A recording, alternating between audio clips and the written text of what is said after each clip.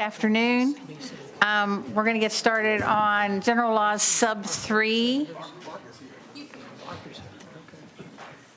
All right, and we're going to start with Senator Rouse. You got here first, you get to go first. It's nice to meet you. Hi, nice to meet you, madam. You know what bill you want to start with first? You can pick whichever one you want. All right, thank you so much. I'll start with SB 1525. 27 or 45? 27. 27, thank you. Yes.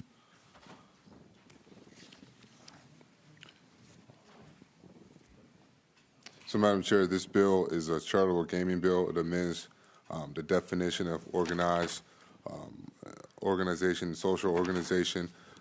If you recall, back in 2021, the gaming law severely limited how much gaming 501c7s could operate with a $40,000 annual gross cap. And the 2022 law completely excluded them from gaming because some broader language was struck from the bill. SB 1527 is a significantly narrower version of the 501c7 language that was struck out of last year's legislation. And this bill looks to affect those who have been negatively impacted by Chapter 73A of the 1926 supplement to the Virginia Code of the 1924 Separation of Races, also known as the Public Assemblages Act, by which the General Assembly required that racial segregation of all public events in Virginia.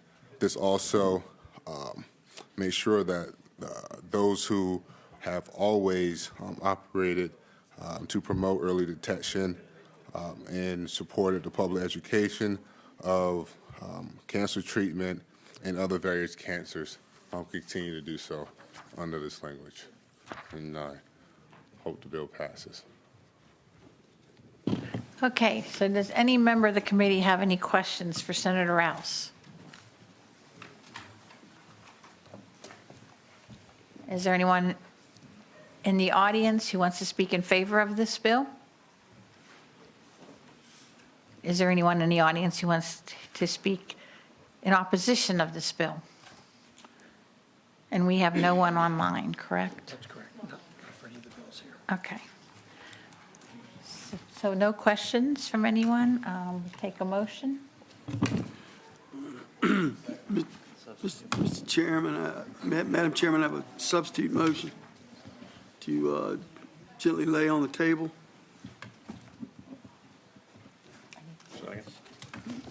All right, so that's a superior motion. So cast your vote to lay the bill on the table.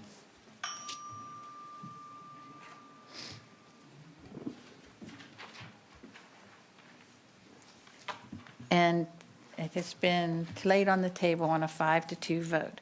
Senator Rouse, your second bill. My second bill is before this body, I believe it's 1545, is that correct? Yes. All right, thank you, Madam Chair. What this bill does is ensures is that if there is a partial or shutdown of our government, that the members who are employed will continue to have protections. Those who have been furloughed will continue to have those protections. It restores a 30-day stay of evictions and foreclosure for federal employees and contractors if they lose income due to a federal government shutdown or partial shutdown. This policy was previously enacted in 2020 when it passed the Senate with 39 votes, but it expired in 2021, and with the potential for a partial shutdown, full government shutdown this year. It's vitally important that we are fully prepared to stand behind the workers and their families who are most affected. This bill ensures that they do not lose their homes simply because of a temporary delay in their incomes due to no fault of their own. Madam Chair and members of the committee, no one should be faced with eviction or foreclosure at the hands of a federal government shutdown that is completely out of their control and out of this body's control. So this makes sure we protect those who are doing the great and much needed work to protecting us. And I move the bill pass. All right, anyone on the committee have any questions for Senator Rouse? Well, I just kind of have a question or a comment, Madam Chairman. And, again, I appreciate I guess what we're trying to do here, but the fact remains that, millions of people who are, live in the private sector can get laid off or furloughed all the time, and, and they still have to pay their bills, and their mortgage. And so, again, it seems to me that, we're setting up the federal workers as a private, like a protected class, and so again, for that reason, I, really, won't be able to support the bill. Madam Chair, may I? Senator Rouse. Thank you. This bill also supports independent contractors, the United States government, and the employees that are experiencing a closure of the government. So this also helps support those independent contractors as well. Any other members have any questions? Is there anyone in the audience who wants to speak in favor of the bill?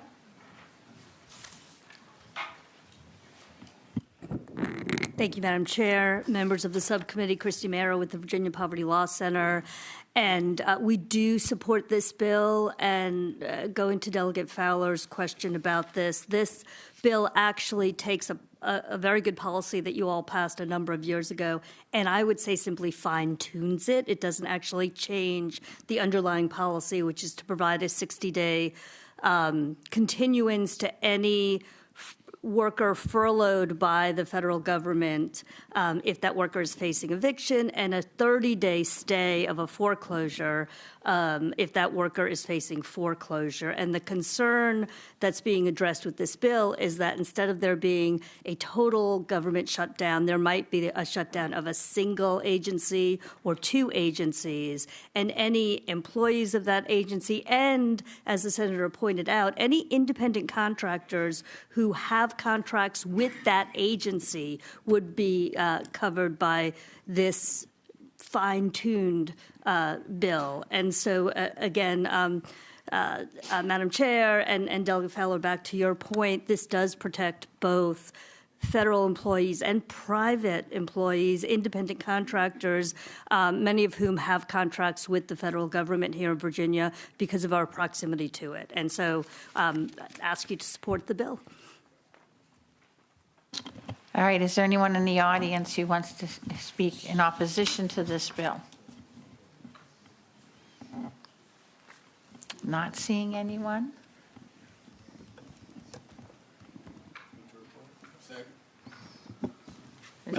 Madam Chair, question for the patron, actually. Delegate Camp. So Senator Rouse, and it may be a better question for Christy, but when did you referred to us passing a policy that was pandemic related, correct? It was not? No. Madam Chair, Delegate Campbell, you all passed this policy regarding providing the 60-day continuance of an eviction case and 30-day stay of a foreclosure to furloughed federal government employees during the regular session of 2020. Then during the during the reconvened session, and of course the pandemic hit us in between the end of the regular session and the reconvened session.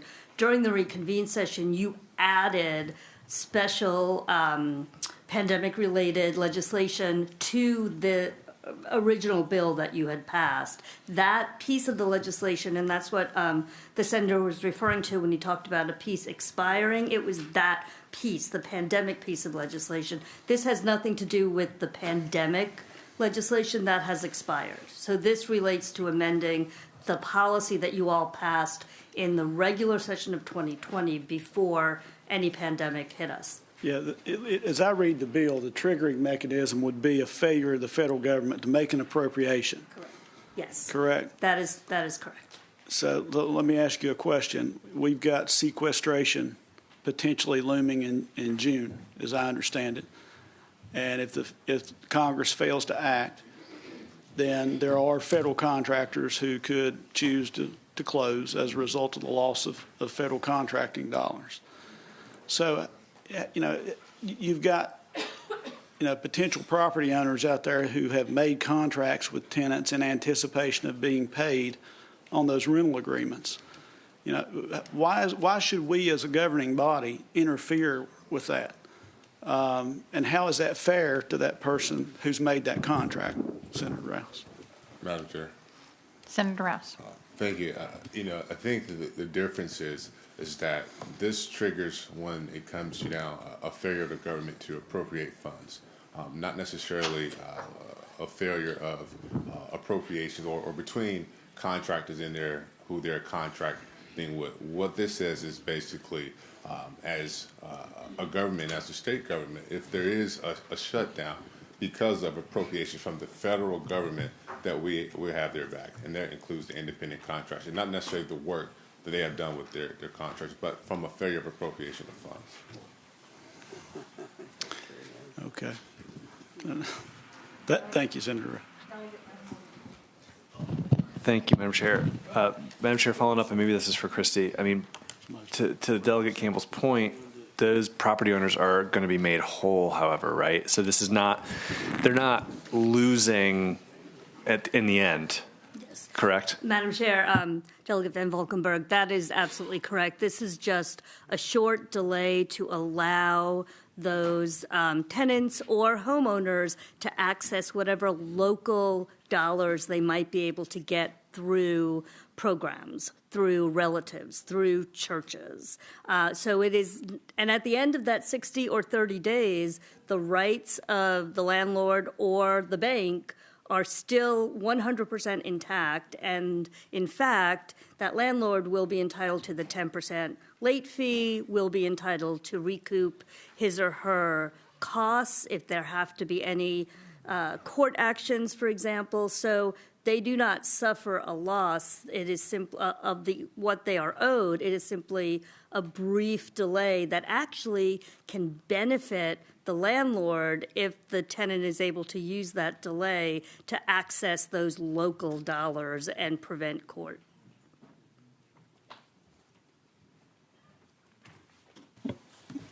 Madam Chair. Delegate Campbell. So, question for the patron. So, Senator Rouse, let me ask you, obviously the areas that stand to benefit from your legislation are going to be Hampton Roads, the Urban Crescent, Northern Virginia, has a lot of federal contracting jobs, a lot of federal workers there. I live in Southwest. We don't have a great number of federal workers, as you might imagine. We don't have a lot of federal contracting jobs to support that. So ultimately, there is someone paying for this, and it's going to be the taxpayers. And the landlords may be made whole in Hampton Roads. The tenants may still continue to enjoy their residence, but it's got to be picked up. The bill does, and so you're asking taxpayers out in Southwest to pick that up. How would you respond to that? Senator Well, Rouse? out in Southwest, we're expanding broadband out in Southwest. So a lot of that work is being funded by the federal government as well, with independent contractors, follow through to the local government. So there is a huge impact as well for those independent contractors who are getting that work to expand broadband in the southwestern part of our state. And so I would submit to you that that's a huge issue as well. And so I'm not sure, Christy, would you also have more to add to that? Thank you, Madam Chair. Delegate Campbell, there are two ways that this delay can lead to ultimately a payment. One is by the tenant paying it all out of his or her own pocket or through the help of friends. But the second way is through local programs, and there are local programs in Southwest Virginia funded by the Virginia Eviction Reduction pilot grants that the governor just announced a number of weeks ago. And so I think that the folks in Southwest Virginia are well positioned to benefit from this bill should it go forward, because unlike folks up in Northern Virginia, in fact, who I don't believe have any local eviction prevention funding, they do have local prevention funding down there, which could work in conjunction with something like this. Without the ability to get that extra time, having that eviction prevention money often doesn't benefit the landlords.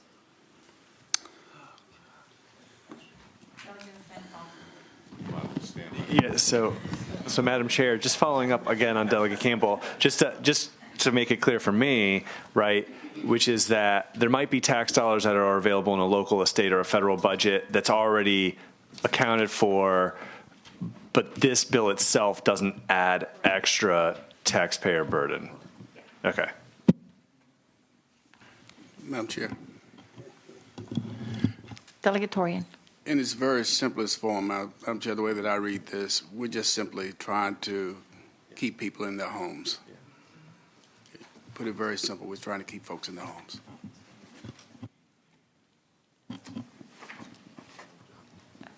All right. Madam Chair, have a motion. Delegate Torian. Move to report. Second. Madam Chair, substitute motion. Delegate Campbell. Motion to PBI. Second. All right. Madam Chair, can speak into the motion? Reset. So I'm sorry I was late. I was presenting a bill in agriculture, Senate Ag, but my understanding was my understanding is all this does is make it so that if the federal government shuts down partially, what we already have on the books would be protected. I mean, essentially, what we have on the books is only for a full shutdown. So if you get a partial shutdown, and the reason you may get that is because we may have a federal shutdown, and that will really impact our economy, certainly throughout the Commonwealth, but Northern Virginia especially, and I'm sure in the Tidewater region. And some of the workarounds that the federal government may go through to keep from being shut down totally is to do partial shutdowns. So this is just, all this is a opportunity to have the same law that's on the books now for a partial shutdown versus a full shutdown. Thank you, Madam Chair. All right, so we have a motion to PBI this bill, which is a higher motion than report. So please cast your votes.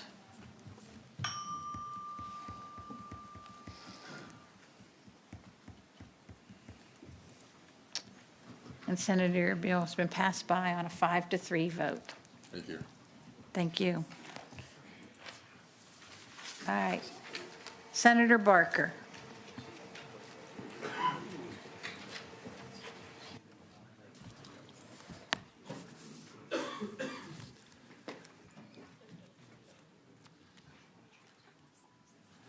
Thank you, Madam Chair and members of the committee.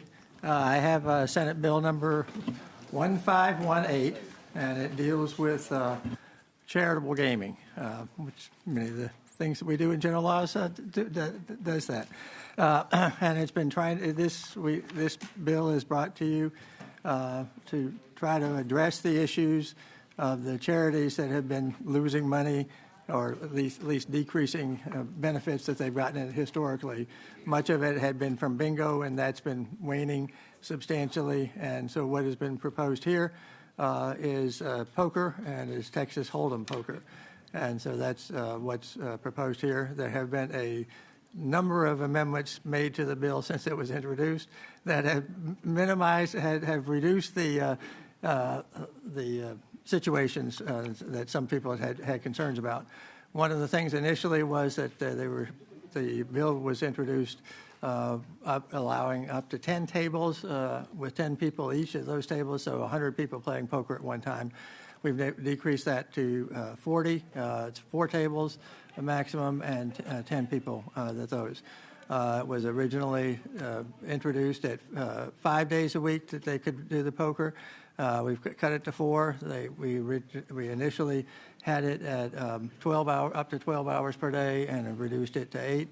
And with some line amendments for to go to the bill that you can potentially adopt here, it would limit it to no player on a buy-in at the poker table could be out more than $400 per hour. And that's basically the bill that's here, so. Thank you, Senator. Certainly. All right. Anybody on the committee have any questions? Yes, I'm sorry. Ashley, will you report those amendments? Yes, Madam Chair, and those amendments should be available on LAS. On line 291 of the engrossed bill, after 4, strike Romanet 1. On line 292, after organized, strike the remainder of line 292, all of lines 293 and 294, and through the word purposes on line 295. After line 306, insert a new subsection M that states a qualified organization that conducts Texas Hold'em poker tournaments in accordance with Clause 2 of the definition of Texas Hold'em poker tournament in Section 18.2-340.16 shall set the maximum buy-in per player at no greater than $400 per hour. And lastly, on line 439, after adoption period, strike the remainder of line 439 and all of lines 440 through 443. All right, do I hear a motion on the amendments?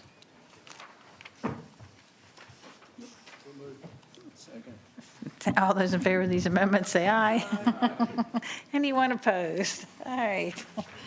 Now, anyone on the committee have a question for Senator Barker? Anybody? Nope. Don't see any takers. All right. So anyone in the audience want to speak in favor of the bill as amended? Madam Chair, members, Dave Albo representing Virginia Charitable Bingo Association. I won't give you the same speech I gave about a week ago because you heard it, but I wanted to know explain what you're voting on, okay? So the bill before you, after it's been amended, is everything that came out of the House, including Delegate Knight's amendment. You recall that he wanted to make sure that the 30% proceeds that have to go to charity would go straight to the charitable purpose and couldn't be used for paying a house or something like that. So that's in there. The Senate had a couple things that were not in the bill that are in the bill, they're not in the House bill that are in here. Mainly requiring that there be a manager on site to manage the game and make sure people are playing by the rules, and a signage to make sure that says if you have a problem, you can contact this game manager. And then after talking to some of you, especially Delegate Krizik had a couple things that he wanted, and that's included in the bill. One is a limit on the gaming amount. Delegate, I won't put words in your mouth. I just put 400 in there because I didn't know what the number would be, but he wanted a limit, so that's in there. And then also, VDAX, if you recall last time, said they were going to have problems meeting the deadlines on the bill. So all the deadlines are stripped out. It just says that it will be done through regulatory process but exempt from the APA. Last thing is I wanted to mention that since we've seen you last, Fraternal Order of Police have endorsed the bill, and the statewide firefighters have endorsed the bill. And then we didn't have any charities come, Madam Chair, you had asked, and so there's a few members here, and we've already told them, a minute each, just to give you an idea about the impact this bill could have on the charities in Virginia. Thank you.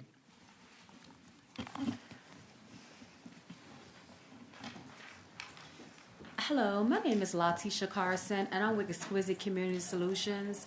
We are a nonprofit organization that receive funding through charitable donations, and we do support the bill. It makes a major impact in our communities. Our number one mission is gun violence amongst youth, and with the charitable donations, it really makes an impact.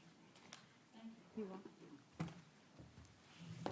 Madam Chair, Committee, I'm Sylvia Alexander Wall, the president of the Ladies of Elegance Incorporated. We have a nonprofit that receives funds from the charitable game, and it's a great impact on our organization, helping us to do things in the community. People with cancer, sickle cell, multiple sclerosis, and a child to camp. Back to school drive, Christmas toys for tots and things like that of that nature. And we support this bill greatly. Is there anyone in the audience who is in opposition to this bill? Not seeing anyone. So I do have one question. So, and you may have stated this, and it's late in the day.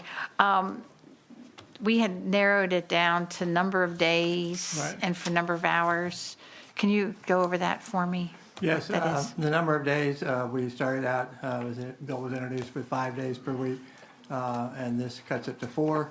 The hours were at a maximum of 12 hours per day, and this cuts it to 8. Thank you. Madam Chair, Delegate Creasick. I have a motion at the appropriate time.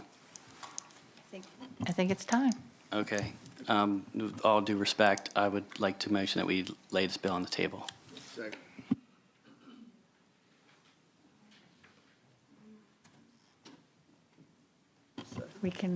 You got a motion, a second to lay the bill on the table? Yep, we're open to vote.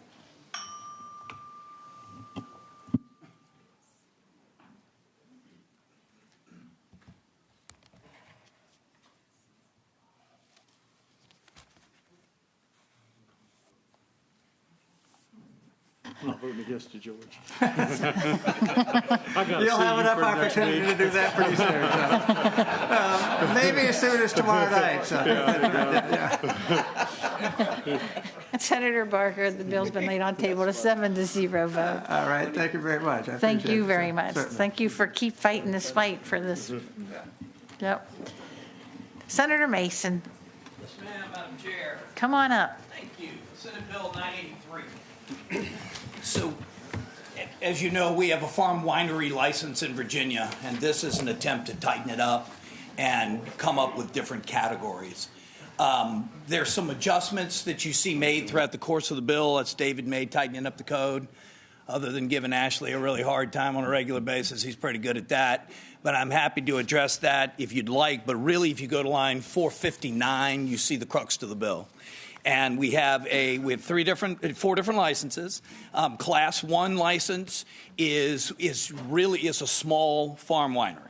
So got to have an acre and a half of land, produce the wine, and grow the fruit, and have to produce no less than 250 cases.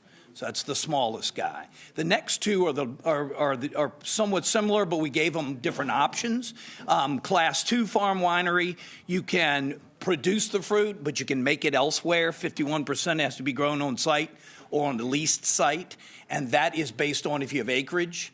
The third one is production. So if it's grown elsewhere, but it's produced on site, so those are kind of mid-size that just do it two different ways. And then finally, Madam Chair and members, farm winery class number 4 is your large farm winery. And you have to have more than 10 acres and have to have held a farm winery license for more than 7 years. So we also do not plan to have any more of those licenses after let's see how we address that. One thing to note is everybody has 5 years to come into compliance with these new classifications. The Virginia Wine Association took this out, and it initially was voted on 98-3 to support this. In the interim, the 3 people that had a problem with, we adjusted 1 and 2 to try to bring them on board. So I think everybody in the Virginia Winery Association is good to go with it. We're just trying to have large categorizations for wine license classification. All right. Anybody have any questions for Senator Mason? All right. Anyone in the audience would like to speak in favor of the bill? Is there anyone out there in opposition to the bill? Madam Chair, I have a motion. Delegate Torian. Move to report. Second.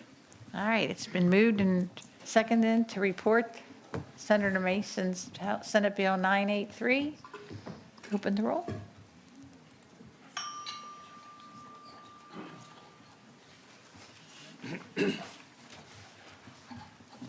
All members have voted. Senator Mason, you got an 8-0 score. Thank you, ma'am. Appreciate it. And that bill I think we passes? should all meet at a farm winery very soon. That sounds like a plan. All right. Tonight, maybe. And that was the last bill in our agenda today, so thanks, everyone. We're adjourned.